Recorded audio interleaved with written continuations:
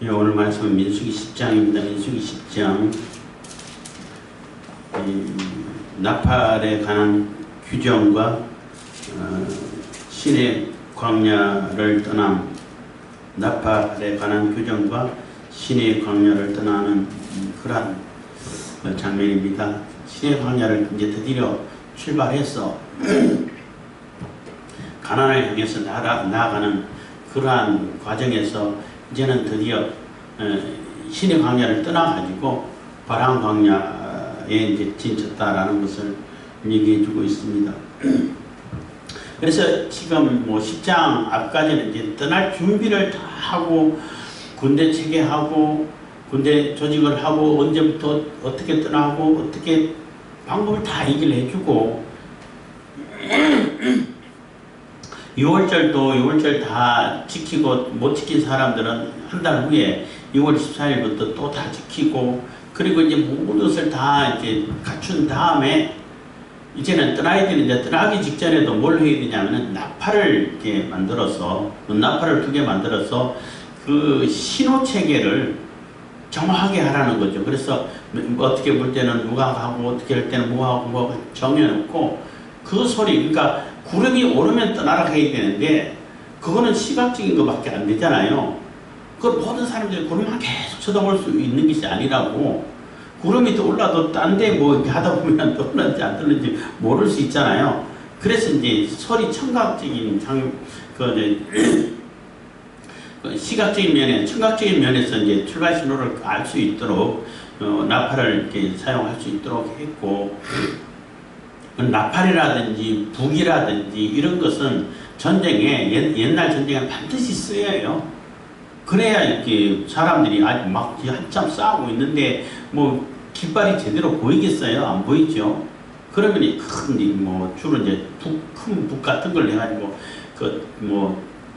돌격 신호, 뭐 태각 신호 이렇게 다 이게 하는 것이고 그래서 신호 체계가 굉장히 중요하죠. 특히 요즘은 뭐 그렇게 안 하죠. 이제 다 무전기라든지 뭐 전자장비 가지고 다 이렇게 신호 체계를 해가지고 이게 작전을 짜고 뭐 이렇게 명령이 오가고 하는 것인데 그 신호 체계도 이번에 이란 뭐 미국이 이란을 공격하고 이란 전쟁이 났을 때에도 그렇고 또 몇 년 전에 이스라엘이 또 하마스 히즈볼라를 공격할 때도 그러고 그 신호 체계를 이용해 가지고 오히려 적군들의 그 깊숙한 비밀까지 다 알고 다 교란시켜버리고 이런 시대가 됐어요. 그래서 얼마만큼 그 첨단 장비를 갖고 있냐, 얼마만큼 이 신호 체계를 잘 딴 사람들은 모르고 적군들은 몰라야죠. 근데 다 들어오면 안 되니까 그런 걸 개발하고 그것을 이용하느냐 그것도 매우 중요하죠. 또 이번에 그 미국 조종사 구출할 때도 와 정말 대단하다.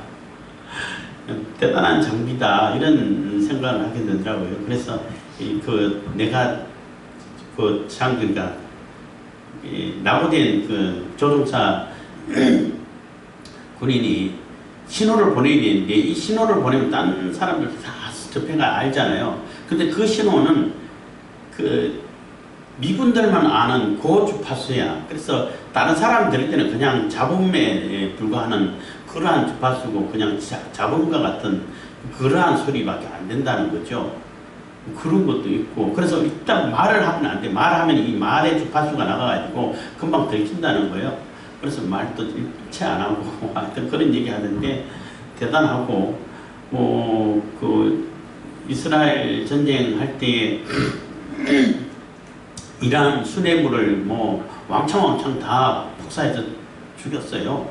뭐 엄청나게 대단한데 그거를 어떻게 다 아냐. 거기에 다 옛날에는 일일이 사람 간첩을 심어가지고 다 알려주고 했는데 물론 요즘도 간첩 쉽겠죠. 심는데 요즘은 더 이렇게 놀라운 것은 그 중국의 그 CCTV가 뭐 7억 개라 그랬나요? 7억 개나 달아놨기 때문에 뭐 두 사람이 한 개 정도로 이렇게 달아놨기 때문에 뭐 구석구석까지 다 안다는 거죠.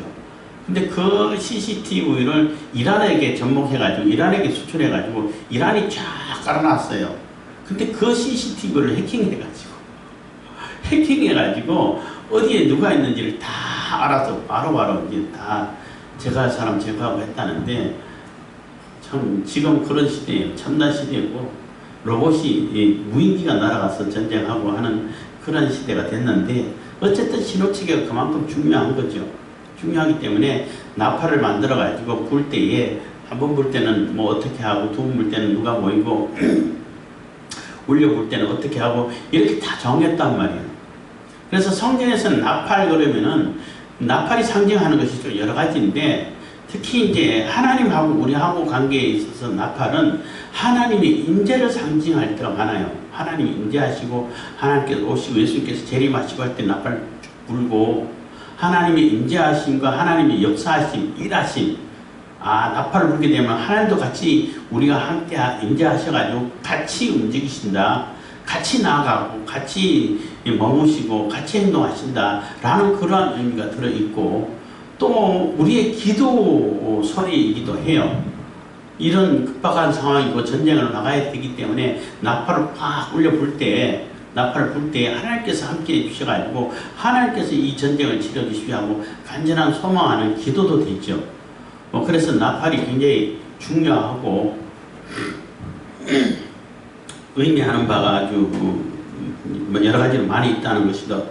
그래서 어쨌든 가장 중요한 의미는 하나님이 함께 하셔가지고 임재하셔서, 우리가 함께 하셔서 하나님께서 같이 이렇게 동행하시고 역사하시고 또 시작하고 또 일을 진행케 하시고 마무리 지시고 한다는 것입니다. 그래서 출발하기 전에 나팔을 만들어서 나팔 소리에 맞춰가지고 움직여라 하고 나팔에 관한 규정을 먼저 얘기를 해주고 있는 것입니다.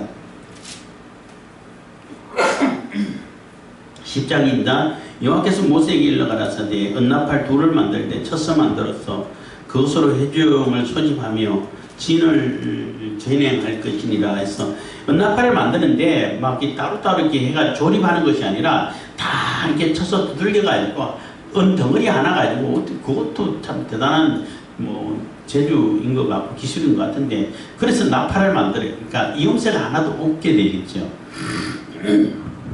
그래서 만들어가지고 둘을 만들어라고 했어요. 둘을 만들어가지고 진이 해중을 소집하며 진을 진행케 할 것이니라 해서 진행하고 또 해중을 소집하고 또 누가 모이고 이런 것을 나팔로 신호해서 나팔 소리에 맞춰가지고 움직이라는 겁니다. 3절입니다. 두 나팔을 불 때에는 온 회중이 해막문에 모여서 네개로 나올 것이요. 그래서 두 나팔 두 개를 불 때는 온 회중이라 해서 회중들이 다 일단 모이긴 하지만은 대표자들이 다 나와야 되겠죠. 대표자들은 다 한 자리에 모이고 그 뒤에 다른 회중들도 같이 이렇게 몰려와 있어야 된다는 그러한 얘기가 되는데, 나팔 두 개 부는지 하나 부는지 어떻게 알 수 있을까? 아마 소리가 낮은 소리, 높은 소리로 달리 했을 거라고 생각하는 거죠. 나중에는 제사장도 많아지고 군중도 많아지면은 나팔 수도 더 많게 이렇게 제작을 해요. 그럴 때도 그 의미 같은 나팔은 같은 신호라고 볼 수밖에 없겠죠. 그렇게 해서 높이를 이렇게 다르게 해가지고 나팔 두 개 같이 불러도 높이가 똑같으면은 하나 보는지 두나 보는지 구별을 못할 거 아니에요. 그리고 바울 사도도 사도 바울 때 얘기했습니다만은 나팔을 불 때에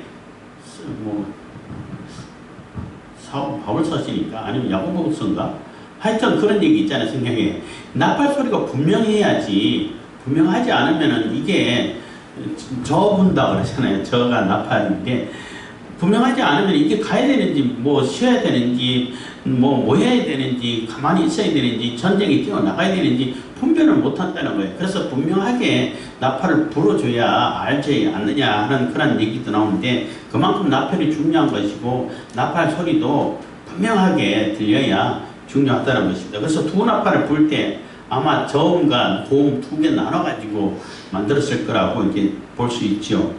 그래서 다 불 때는 온 회중이 다 물려 나와야 된다는 거예요. 이거는 전체 다 모여라 한 소리구나 하고 온 대중이 다 이렇게 성막 앞으로 다 이렇게 모였다는 해막문 앞에 모였다는 것입니다. 그래서 두 나팔을 불 때는 온 대중이 해막문 앞에 모여서 네 개로 나올 것이며 네 개로 나올 것이며 이거는 모세 앞에란 얘기예요.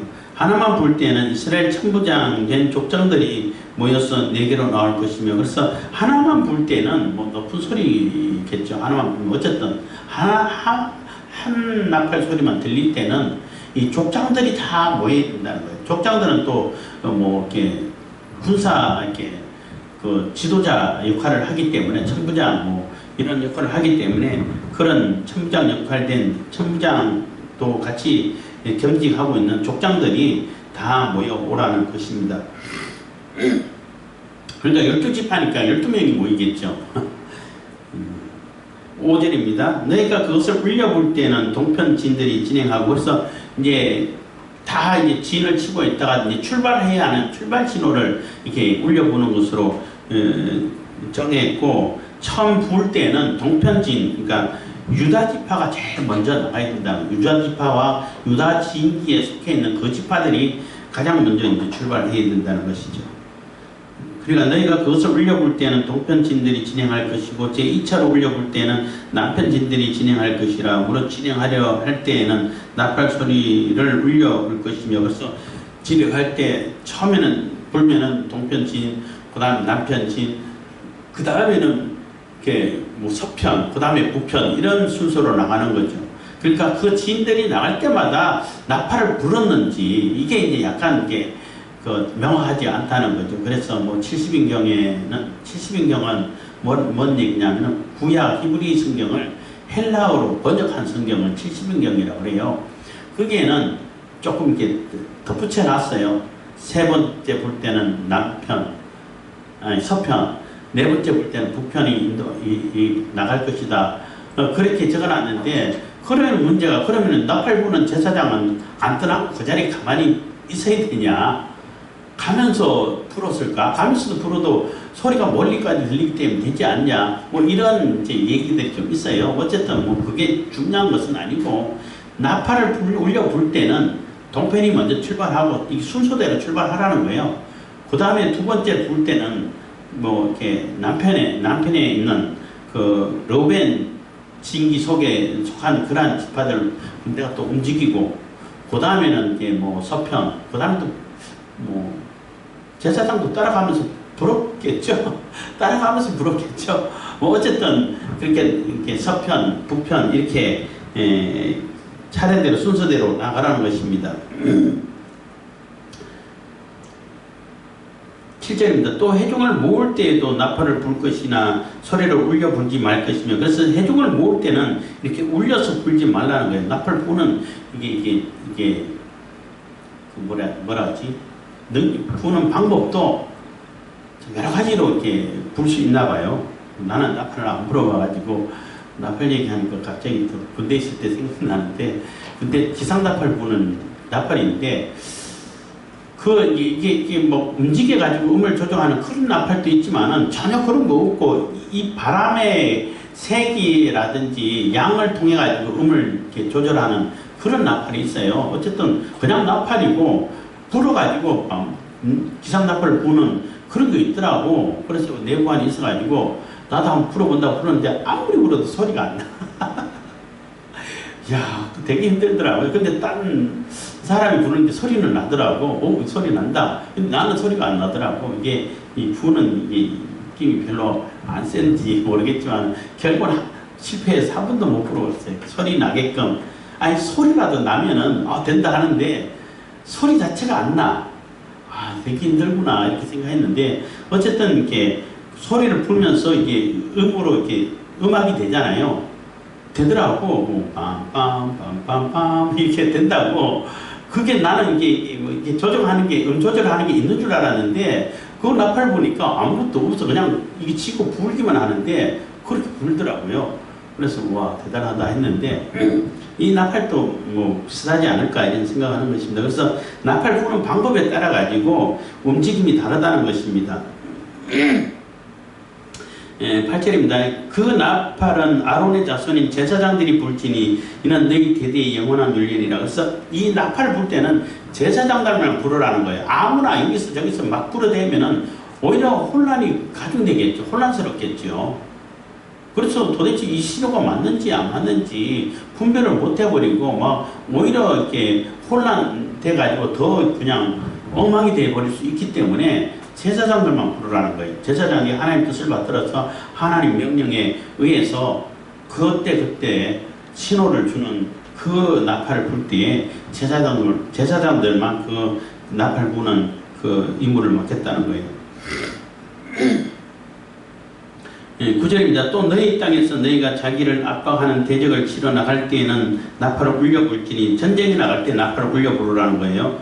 그리하면 너희 하나님 여호와가 너를 기억하고 너희 대적에게서 구원하리라. 그래서 전쟁하러 나갈 때 적군이 막 쳐들어와 이제 나가야 돼. 그럴 때 나팔을 부르라는 거예요. 그 나팔을 부는 것은 하나님이 전쟁이 났습니다. 나가 싸워야 됩니다. 하나님이 함께 해주셔가지고 하나님이 이 전쟁을 이렇게 이끌어가 주시고 이 전쟁에서 싸워주십시오 하고 기도하는 소리가 되는 거죠. 어쨌든 그렇게 나팔을 불면은 하나님께서는 그 나팔 소리를 듣고 같이 나가가지고 대적들을 다 싸워서 너희들을 이기게 해주고 구원해 주시겠다는 거예요. 10절입니다. 또 너희 희락의 날과 너희 정한 절기와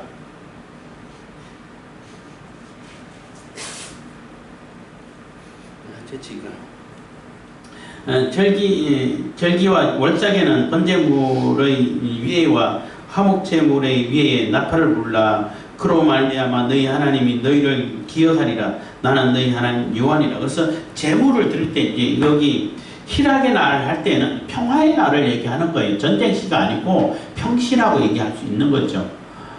전쟁은 희락이 아니니까. 그래서 평상시에 하나님께 제사 드릴 때에 예물 드릴 때에 같이 나팔을 부르라는 거예요. 같이 나팔을 불어서 하나님이 함께 하시고 하나님께서 이 예물을 받으시고 하나님이 우리와 함께 하심을 나타내고 하나님께서 이 제물을 받으십니다. 받아주십시오. 또 하나님께서는 받으십니다 하는 그런 의미가 되겠죠. 그런 의미로 나팔을 다 부르라는 겁니다. 그래서 희락의 날과 너희 정한 절기 때도 그렇고 월삭 때도 그렇고 번제물 위에와 화목제물 위에 나팔을 불라. 그로 말미암아 너희 하나님이 너희를 기억하리라. 그래서 나팔을 불고 제물 위에 나팔을 불면 하나님께서 기억해 주셔서 그 제물을 기뻐 받으시고 우리와 함께 해 주신다는 거예요. 것입니다. 나는 너희 하나님 여호와니라. 그래서 나팔에 관한 규정을 다 정해놓고 이제는 실질적으로 이제 출발한다는 거죠. 11절입니다. 제2년 2월 20일에 20일이라고 하면 14일날 6월절 행사 제2의 6월절이라고 말할 수 있죠. 그러니까 6월절 1월 14일날 드리지 못했던 자들 다 6월절 제사를 행사를 다 끝내고 바로 이어서 출발했다는 겁니다. 구름이 중금학에서 떠오르며 구름이 드디어 떠올랐어요. 12절 이스라엘 자손이 시내 광야에서 출발하여 자기 길을 행하더니 바람 광야에 구름이 머무니라. 그래서 한 3일 길을 갔다고 볼 수 있어요. 뒤에 3일 길 나오는데 가가지고 바람 광야에 이제 머물러서 거기에 진을 쳤다는 것입니다. 13절 이와 같이 그들이 여호와께서 모세로 명하신 것을 조차 진행하기를 시작하였는데 수두로는 얘기는 제일 선두를 얘기하는 거예요. 그 머리 숫자에다가 머리 두자 해가지고 제일 선두 제일 이렇게 앞에 나가는 그 지파가 유다 자손이라는 겁니다. 유다 자손 진기에 속한 자들이 그 군대로 진행하였으니 유다 군대는 암미나답의 아들 낫손이 영솔하였고 이스라엘 자손의 지파 군대는 수알의 아들 너다닐이 영솔하였고 스불론 자손 지파의 군대는 헬론의 아들 엘리압이 영솔하였더라.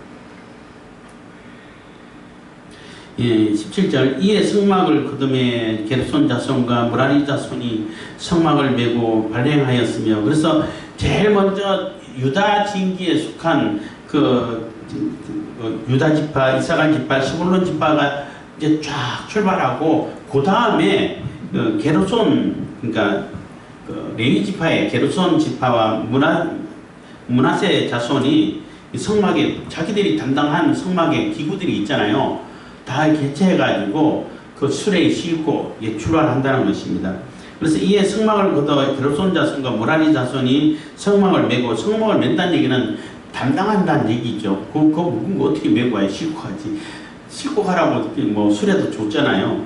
그 발행하였으면, 그래서 먼저 가고 게르손 지파, 므라리 지파가 또 그 뒤에 따로 그 성막의 지구들을 다 싣고 따라가고, 그 다음에 이제 18절입니다. 다음으로 르우벤 지인기에 속한 자들이 그 군대대로 발행하였으니 르우벤의 군대는 스데울의 아들 엘리술이 영술하였고, 19절 시몬 자손 지파의 군대는 수리사테의 아들 슬루미엘이 영술하였고, 갓자손 지파의 군대는 드우엘의 아들 엘리아삼이 영술하였더라. 그래서 영술에서 가고 이제 그 남쪽에 있는 그러한 지인들이 이제 출발했다는 것입니다. 21절 고앗 이들은 성문을 메고 진행하였고 그들이 이르기 전에 성막을 세웠으며, 그래서 그 다음에 이제 고앗 자손은 성문은 다 어깨에 메고 가는 그러한 그 성물밖에 없어요. 가장 중요한 것이죠. 그리고 이것도 순서를 아주 이렇게 효율적으로 잘 운반하고 있어요. 갔는데 고앗 자손이 중요하다 먼저 가버리면은 다 메고 또 뒤에 게르손 자손이 올 때까지 기다려야 돼. 그러면 안 되잖아요. 그러니까 먼저 출발해가지고 성막을 다 이렇게 세워놓으면은 그게 바로바로 도착하자마자 바로바로 배치할 수 있도록, 성막을 세울 수 있도록 요렇게 효율적으로 이렇게 진행시키고 있다는 거죠. 그래서 그 르우벤 지파 남쪽에 있는 그 지파들이 가고, 그 다음에 고앗 자손이 성문을 메고 가고, 그 다음에 이제 서편에 있는 서쪽의 진이 이제 출발하고, 또 이어서 북쪽에 있는 진이 출발했다는 것입니다. 22절 다음으로 에브라임 자손 진기에 속한 자들이 그 군대대로 진행하였으니 에브라임 군대는 암미후스의 아들 엘리사마가 영술하였고, 므낫세 자손 지파의 군대는 부다술의 아들 가말리엘이 영술하였고, 베냐민 자손 지파의 군대는 기드오니의 아들 아비단이 영술하였더라. 25절 다음으로 단 자손 진기에 속한 자들이 그 군대대로 진행하였으니 이 군대는 모든 진의 후진이었더라. 단 군대는 암미사대의 아들 아히에셀이 영술하였고, 아셀의 자손 지파의 군대는 오그란의 아들 바게일이 영술하였고, 납달리 자손 지파의 군대는 에난의 아들 아히라가 영술하였더라. 이스라엘 자손이 진행할 때에 이와 같이 그 군대를 따라 나갔더라. 그래서 항상 이게 이동하고 진행할 때는 이런 순서로 가라 하고, 그런 순서로 이제 그 시내산 광야에서 처음 출발을 하게 됐다는 것입니다. 그리고 거기서뿐만 아니라 이제 바람 광야에서 또 이제 이동할 때는 또 이런 똑같은 순서로 이제 이동을 하겠죠. 그런 순서로 항상 이동하라는 것입니다. 29절 모세가 그 장인 미디안 사람 르웨일의 아들 호밥에게 이르되 여호와께서 주마하신 곳으로 우리가 진행하나니 우리와 동행하자. 그리하면 선대하리라. 여호와께서 이스라엘에게 복을 내리리라 하셨느니라. 그래서 그 모세가 이제 처남이라고 볼 수 있어요. 호밥은 장인, 이드로는 장인, 르웨일 이드로는 동명, 그러니까 이명, 그 같은 한 사람의 다른 이름이라고 볼 수 있고, 호밥은 처남이라고 볼 수 있어요. 처남이라고 이렇게 다들 해석을 하고 있는데, 그 장인, 그러니까 처남에게 우리하고 같이 가자 하고 권하는 거예요. 같이 가자는 이유는 요 다음에 나왔지만은, 이게 광야 생활에서 오래 컸고 미디안 광야에서 자랐고 이 광야에 대해서는 빠삭하다는 거예요. 그렇기 때문에 물론 구름기둥으로 또 불기둥으로 인도를 하겠지만은 그게 도착해가지고 어떻게 하면 효율적으로 그 장막을 잘 칠 것인지, 잘 거둘 것인지, 같은 자율사를 하더라도 어디에 어떻게 치면은 조금 더 뭐 바람에 뭐 영향을 덜 받는다든지 적군에게 조금 더 이렇게 보호를 받는다든지 이런 지형에 대해 가지고는 워낙 잘 아는 사람이기 때문에 그런 도움을 필요로 한다는 거예요. 어떤 분들은 뭐 이게 부탁했다 해도 모세가 믿음이 약해가지고 하나님이 인도함을 못 믿어가지고 호밥에게 또 부탁하냐 이렇게 얘기한다는 사람도 있다고 그러는데 그거는 아니죠. 우리가 하나님 말씀 들고 또 하나님 말씀을 가지고 일생을 살아가지만은 이 세상에 필요한 학문도 필요해요. 어떤 분들은 뭐 성경 하나만 있으면 되지 그래서 다 그냥 나머지는 다 불태워. 그러면 안 돼요. 이 세상의 학문도 내가 알아야 그 사람들이 주장하는 것이 뭔지, 그 사람의 주장이 왜 그 주장에 대해서 뭐 잘못된 건 왜 잘못됐는지, 왜 성경이 필요한 것인지, 왜 하나님의 인도함이 그들이 얘기하는 데 있어서 하나님의 인도함이 빠졌는지, 하나님께서 인도하셔가지고 이렇게 세상의 과학 문명을 발달시켰다는 것을 설명하기 위해서는 우리도 같이 배워야 되는 거예요. 그래서 필요 없는 게 아니야. 성경을 배워가지고는 전달할 수가 없어. 물론 모든 게 내 삶의 중심이 성경이야겠지만은 성경 외에는 그냥 도구로 쓰면 돼요. 근데 도구가 좋아야 일에 능률이 생기는 거거든요. 그렇기 때문에 그런 차원에서 우리가 이해를 하고 읽어야 되고 우리 인생을 살아가야 되는 것인데 다 성경 외에는 다 필요 없어. 이렇게 가르치면은 잘못 가르친다는 거예요. 물론 성경이 중심이고 성경을 중심으로 두고 성경을 빼버리면 안 된다는 거죠. 그거는 분명한 것인데 성경을 중심에 두고 성경의 삶을 살 때, 말씀을 대로 우리가 살아갈 때에 다른 학문도 필요로 한다는 거예요. 그것 또한 도구로 우리가 이렇게 좀 더 이렇게 이 세상에 적응을 하고 세상 사람들에게 또 복음을 전하는데 쓸 수 있도록 필요하다는 것입니다. 그래서 이제 기독교라든지 또 종교가 많이 이렇게 욕을 먹는 이유 중에 하나가 뭐냐면 자주 말씀드립니다만은 자꾸 성경을 이용해가지고 성경을 도구로 삼으려고 그런다고 하나님을 도구로 삼고 종교를 도구로 삼고 기독교를 도구로 삼고 예수님을 도구로 삼아가지고 자기 욕심을 채우는 데 쓰려고 한다고요. 그런 사람들 때문에 욕을 먹는 거예요. 결코 그래서는 그거는 사람들에게도 욕먹을 뿐만 아니라 그래도 돈 많으면 다 그렇게 한다고 뭐 얘기를 하지만은 하나님께도 심판받아요. 그거는 하나님께서 반드시 심판하실 일이 되는 것입니다. 그래서 이용할 것이 아니라 성경을 중심에 넣고 모든 일들을 해가야 된다는 거예요. 그렇지만은 세상 학문도 오히려 세상 학문을 도구로 삼아야지. 30절입니다. 호밥이 그에게 이르되 나는 가지 아니하고 내 고향 내 친족에게로 가리라 하고 처음에는 거절했어요. 그러니까 제차 다음에 또 이렇게 모세가 설득하는 겁니다. 모세가 가로되 청컨대 우리를 떠나지 마소서. 당신은 우리가 광야에서 어떻게 지칠 것을 아나니 우리 눈이 되리이다. 그래서 많은 이렇게 효율성 있게 일을 진행할 수 있기 때문에 같이 가달라 하고 요청을 했고 아마 이 요청을 받아들여가지고 따라갔다라고 볼 수 있어요. 왜냐하면 서사기에 보면은 그 호밥 겐족속이라고 그러잖아요. 여기는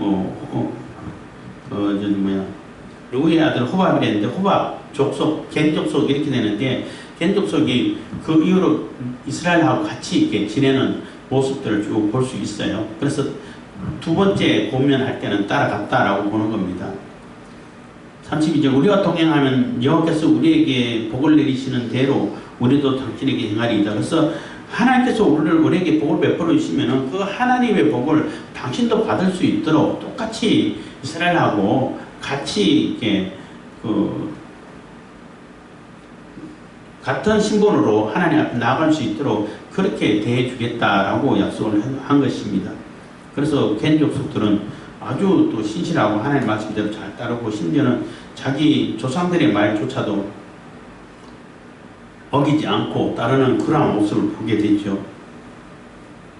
33절입니다. 그들이 여호와의 산에서 떠나 3일길을 행할 때에 여호와의 언약궤가 그 3일길에 앞서 행하며 그들이 쉴 곳을 찾았고, 그래서 진행할 때 사실 법궤가 제일 앞에 그 청규벽 앞에 먼저 나갔어요. 제일 앞에 나가는 거예요. 제사장들이 법궤를 메고, 그때는 제사장 둘밖에 없으니까 그 제사장들이 다 포장해 주면은 그 고아자손이 이렇게 메고 가는 거예요. 근데 청규리시기 때문에 약 1km 정도 돼요. 꽤 멀죠. 이게 눈으로 보면 1km는 되게 멀어요. 그만큼 뛰어가서 가라는 얘기를 했는데, 왜 그만큼 뛰었을까? 그 얘기는 이제 제가 생각할 때 왜 그랬을까 할 때에, 이게 가까이 있으면은 집중을 뭐 조금만 딴 데 뭐 집중 덜 해도 쉽게 찾아볼 수 있잖아요. 근데 멀리 떨어져 있으면은 집중 안 하면 금방 사라져 버려. 그리고 평평한 길만 가는 게 아니잖아요. 어디로 가야 되는지 보려면은 아주 초집중을 해야 돼. 그래서 집중해도 잘 보일 수 있도록 법궤는 또 파란색 포장으로 마지막으로 해요. 그 광야에서 가장 눈에 잘 띌 수 있도록 하는 그런 모습인데, 어쨌든 법궤가 제일 앞서가가지고 3일을 이렇게 진행했다는 것입니다. 그러니까 이스라엘 백성 지인들이 3일간을 이렇게 계속, 물론 밤에는 잠깐씩 쉬어서 뭐 자고 했겠죠. 그렇지만 이제 성막을 세워가지고 또 다시 이제 이렇게 머물러 있는 그 장소로는 3일 뒤에 바람 광야에 가서 했다는 것입니다. 그들이 행진할 때 낮에는 여호와의 구름이 그 위에 덮였더라. 괴가 떠날 때에는 모세가 가로되, 그래서 그 행진할 때도 항상 그 이스라엘의 그 무리 위에는 구름 기둥과 불 기둥이 가려져 있어요. 그렇기 때문에 막 어떤 읽다 보면은 막 그 더위에 햇빛을 이겨내고 가고 이렇지 않아. 그러면은 이스라엘 백성들 안 그래도 불평이 많은데 살아남겠어요? 불평 없게, 그건 제대로 이렇게 행동하고 살아있기나 하겠냐고. 그래서 항상 구름 기둥이 덮여 있기 때문에 낮에 안 더워, 선호를 해. 밤에 안 추워요. 심지어는 이게 가기 때문에 굳이 천막을 안 쳐도 쉴 수 있을 그러한 상태가 되는 거죠. 그러니까 아주 쉬운 건 아니고 그래도 불편하고 힘들죠. 힘들지만은 죽을 지경은 아니라는 거죠. 더위에 못 참고 추위에 견딜 수 없고 이러지 않는다는 거예요. 다 하나님께서 구름기둥, 불기둥으로 다 보호를 해주고 계셨다는 겁니다. 가나안 땅에 들어갈 때까지 이 불기둥, 구름기둥은 거쳐지지 않았죠. 35절, 괴가 떠날 때에는 모세가 가로되 여호와여 일어나사 주의 대적들을 흩으시고 주를 미워하는 자로 주의 앞에서 도망하게 하소서 하였고, 괴가 쉴 때에는 가로되 여호와여 이스라엘 천만인에게로 돌아오소서 하였더라. 그래서 이게 출발할 때 모세가 먼저 기도하고 출발하는 거예요. 어디 갈 때 기도하고 출발하는 게 매우 성경적이에요. 사실은 갈 때 이게 진행 출발하기 때문에 가다가 대적들이 막 쏟아져 쳐들어오게 되면은 매우 곤란한 상황이 되잖아요. 그래서 하나님께서 미리 앞서 가셔가지고 대적들이 다 떠져 도망가게끔 가서 아무 일 없고 또 피해가 있지 않도록 무사히 잘 도착할 수 있도록 이렇게 해달라고 기도를 하고, 도착하면 도착했다고 하나님께서 다시 돌아오셔가지고 우리와 함께 머물러 있는 동안 안전하게 지낼 수 있도록 해주십시오 하고 기도를 했다는 거예요. 그래서 항상 이게 출발할 때 기도하고 도착해가지고 또 기도하고 하는 것은 아주 이렇게 성경적이고, 민수기 처음 광야를 행동할 때도 진행할 때도 그렇게 했다는 것입니다. 그래서 항상 하나님이 우리와 함께 하신다는 것을 늘 이렇게 몸으로 이렇게 학습하고 체험할 수 있도록 귀로 들어서 나팔소리를 듣고 하나님이 우리와 함께 하시고 우리가 하나님께서 동행하시는구나. 눈으로 보고 구름기둥, 빛기둥을 보고 하나님께서 우리가 늘 보호하시고 지키시고 이끌어주시고 안전케 해주시구나.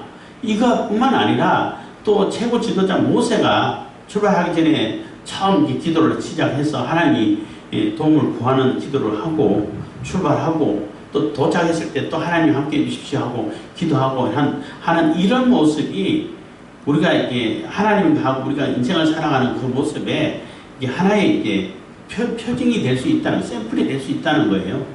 그래서 항상 하나님이 우리와 함께 하셔서 하나님이 동행하는 그 삶, 그게 영원한 삶도 우리가 결국 그게 목적이잖아요. 하나님이 우리와 함께 하신 임마누엘이 목적인데 그것을 계속 이렇게 학습을 하는 거예요. 청각으로, 시각으로, 실질적으로 몸에 이게 이동하면서 이렇게 학습해가지고 항상 하나님과 함께, 하나님이 우리와 함께 하시고 하나님과 동행하고 하나님이 우리와 함께해서 우리가 하나님과 동행해서 하나님과 같이 움직이고 같이 출발하고 같이 진행하고 같이 머물고 이런 삶을 광야를 통해 가지고 계속 훈련하고 학습하고 있다는 거예요. 기도하겠습니다. 사랑해 주신 감사합니다. 이 시간에도 은혜와 복을 주신 감사드립니다.